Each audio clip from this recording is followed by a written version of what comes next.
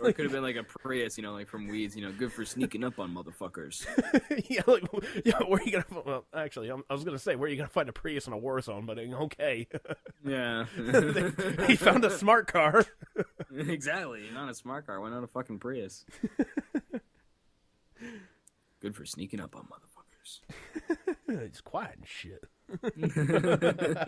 That should have been their tagline. What, Weeds quiet as shit? No, the Toyota. It should have been, or the Prius at least. It's perfect for sneaking up on motherfuckers. Yeah. I don't think they would have... So quiet, it's perfect for sneaking up on motherfuckers. Toyota. Did I ever tell you about those car slogans if they were honest? I might have mentioned it before. No. I don't think so. Well, the Toyota, there was some website that had like a bunch of like car slogans if they were actually honest, and the one for Toyota was because you absolutely refuse to shop around. Yeah, pretty much.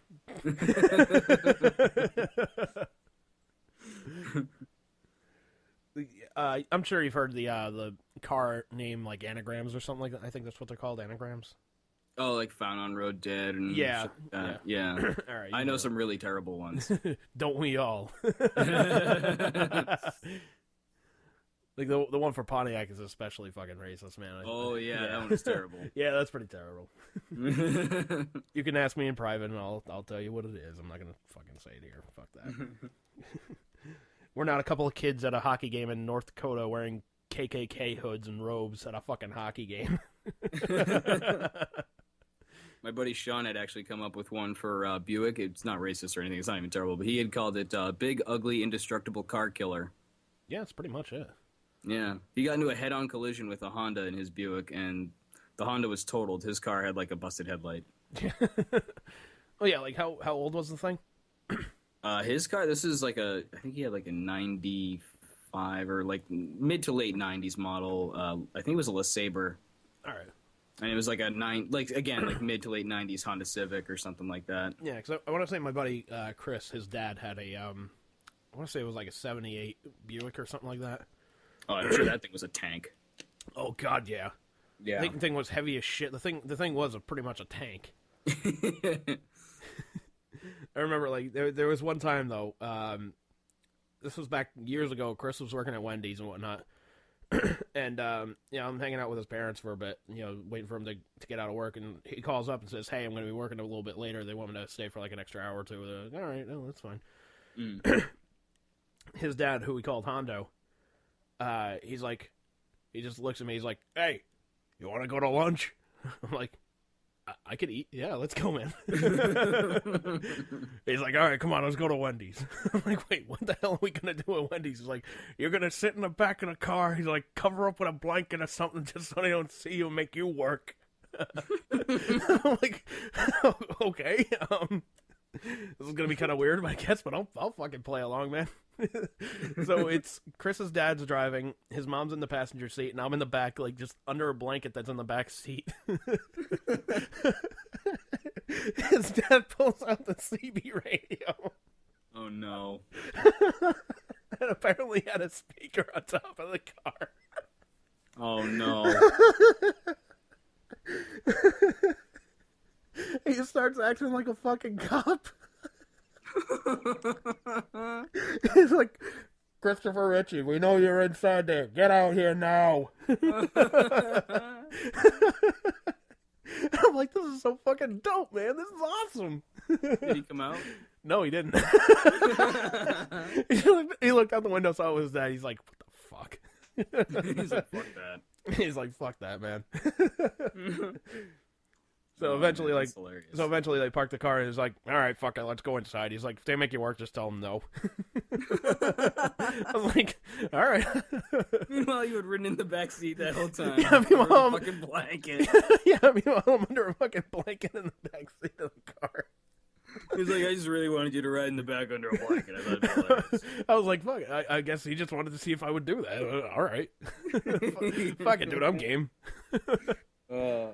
Joke's on you, motherfucker. Apparently, yeah. You know what we're going to do? We're going to go over and pick Andy up. We're going to make him ride around the back of our car under a blanket. Why the fuck not? Let's see if Fatty does it. Bet you $5 he doesn't do it. Oh, yeah? Hey, Andy, let's go to Wendy's. I want you to lay down in the back seat of the car, put a blanket over your head. Okay. Son of a bitch. Oh, shit. Fucking name. I miss Ando, though, man. Passed away a couple of years ago from cancer, so we all. I remember that, actually. we all miss him, man. Still feel bad I didn't go to the fucking funeral, though. Why didn't you? Did something come up? Or... Yeah, my temperature. You were sick. Yeah, dude, I remember that like weekend very specifically, man. Like, we were having like this game night at Riviere, and apparently like somebody like called up this company and they were able to rent out like a couple of arcade style video game machines, and like one of them had like 20 games built into it, and so I'm hanging out with the ex and whatnot, and just playing games and whatnot. And she sees me like just sweating playing these video games, and she's like, "Are you all right?" I said, "I don't know, man. I don't feel okay. I guess I don't know." So I don't feel okay. I guess I'm all right. I'm just like, I don't know. She's like, "Well, you're sweating profusely." I was like, "Don't I do that already?" And she's like, "No, not when you're sitting playing video games." She's like, maybe when you walk up the stairs, but she's like, maybe when you walk somewhere, yeah, but not when you're playing video games. It's like, I've never seen you sweat this much. By the way, quick fun fact, not to interrupt, but Ron Jeremy went to the hospital for like a heart attack or an aneurysm in his heart, actually. Yeah. And apparently they recently told him he's cleared for sex based on the fact that he can walk up 2 flights of stairs. So apparently, if you can walk up 2 flights of stairs, you're okay to fuck. Yeah. So but if you're sweating going up flights of stairs, Quick relatable story actually about that. Now that you mentioned that, I was with the ex one weekend, and her grandma was staying with them and was having heart palpitations, so they called up the ambulance to get her to the hospital and whatnot. Yes. And she was incredibly fucking racist about it, man.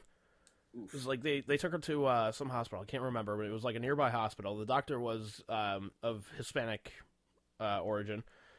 And she was like, these doctors, they don't know what the hell they're doing. They're coming from fucking Guatemala, and they don't know what the hell they're talking about. I gotta go to this hospital. Why do you gotta go to that they're hospital? Fresh out of the fucking coffee fields or something. Yeah, like the fucking the Colombian coffee guy just came out of the fields with his fucking donkey. He's like, you got cancer.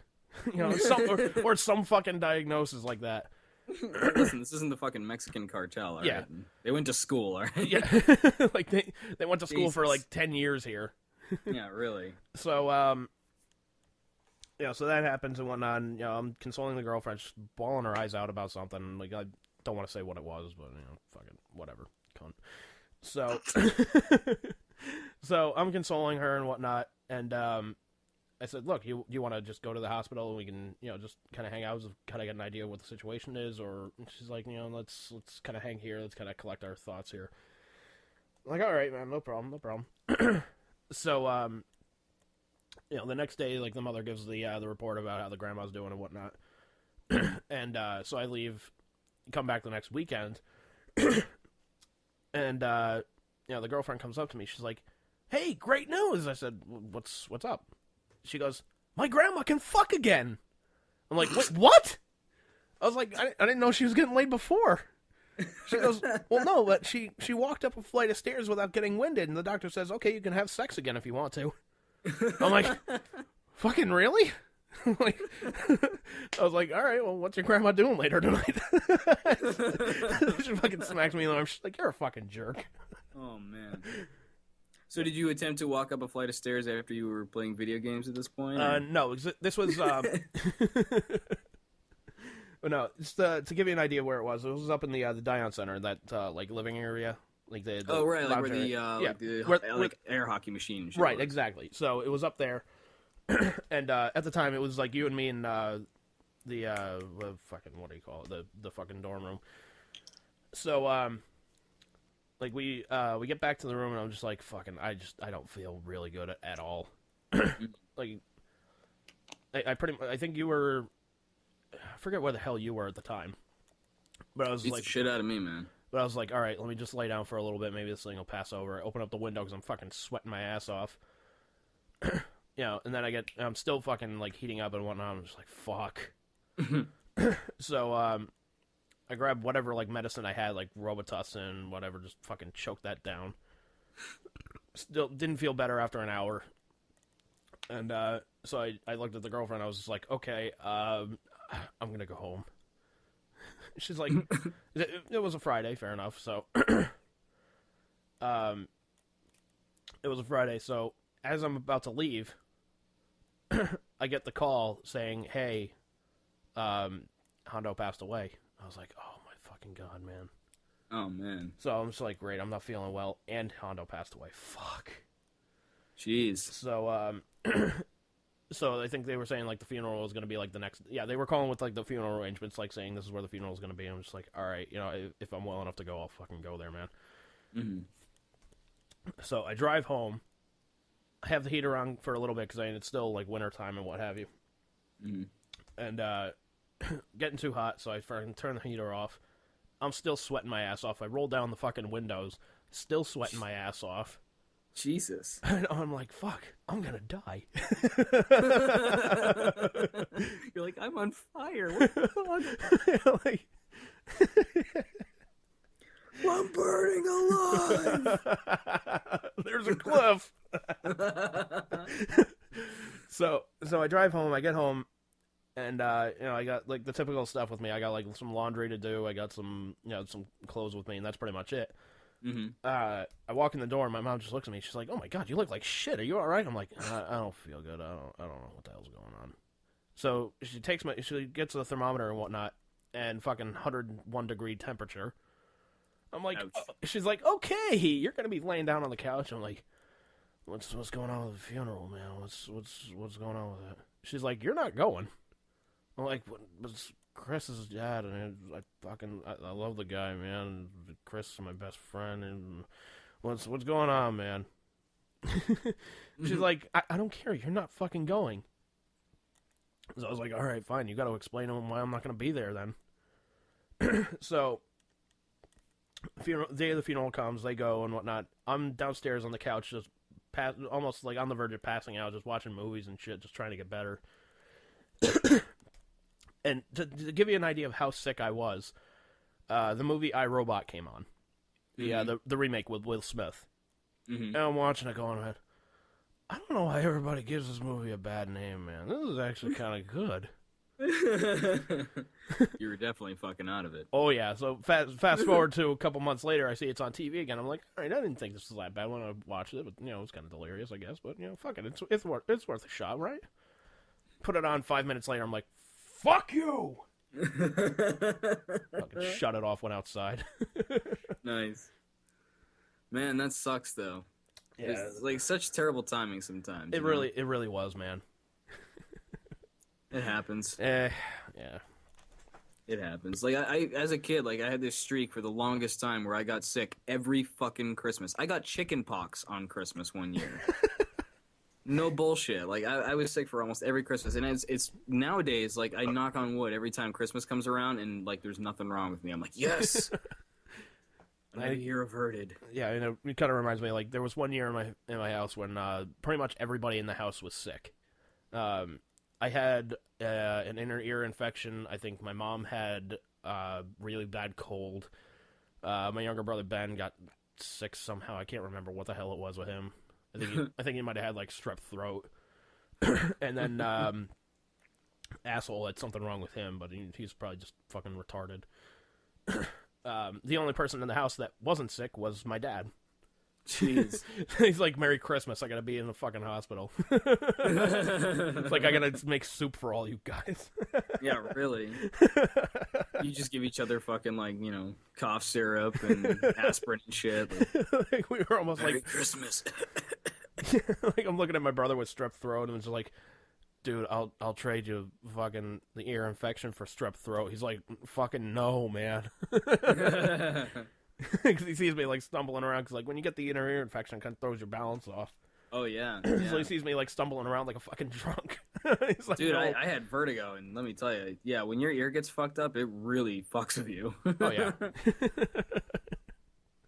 Yeah, like I would see you like just like kind of stumble back to like your bedroom and whatnot to do like those vertigo exercises and whatnot to kind of like clear your head or just kind of get